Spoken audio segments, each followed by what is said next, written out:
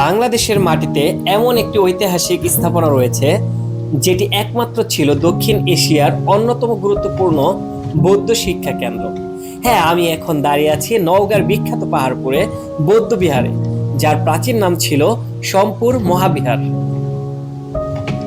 প্রায় 1000-এরও বেশি আগে পাল রাজবংশের শাসনামলে নির্মিত এই বিশাল বিহারটি শুধু ধর্মীয় স্থান ছিল না, এটি ছিল শিক্ষা, জ্ঞান চর্চা ও সংস্কৃতির একটি গুরুত্বপূর্ণ কেন্দ্র। চারপাশে যে অসংখ্য ছোট ছোট কক্ষ দেখতে পাচ্ছেন, এগুলো ছিল ভিক্ষুদের থাকার স্থান। ভাবতেই অবাক লাগে, শত শত বছর আগে এই জায়গায় দূর দূরান্ত থেকে মানুষ এসে জ্ঞান অর্জন করত। আর ঠিক মাঝখানে রয়েছে এই বিশাল কেন্দ্রীয় স্থাপনা, যা পুরো বিহারের অন্যতম প্রধান আকর্ষণ। এর চারপাশে পাওয়া গেছে অসংখ্য পোড়ামাটির ফলক, যেখানে সেই সময়ের মানুষের জীবন, প্রাণী, নকশা ও সংস্কৃতির নানা নিদর্শন ফুটে উঠেছে।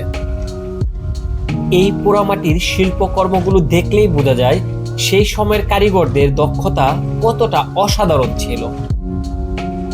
পাহাড়পুরের গুরুত্ব শুধু বাংলাদেশের ইতিহাসেই নয়, 1985 সালে এটি ইউনেস্কো ওয়ার্ল্ড হেরিটেজ সাইট হিসেবে স্বীকৃতি পায়। আজ এখানে শুধু ধ্বংসাবশেষ দেখা যায়, কিন্তু এই ধ্বংসাবশেষের প্রতিটি ইট যেন আমাদের হাজার বছরের পুরনো একটি গল্প বলে।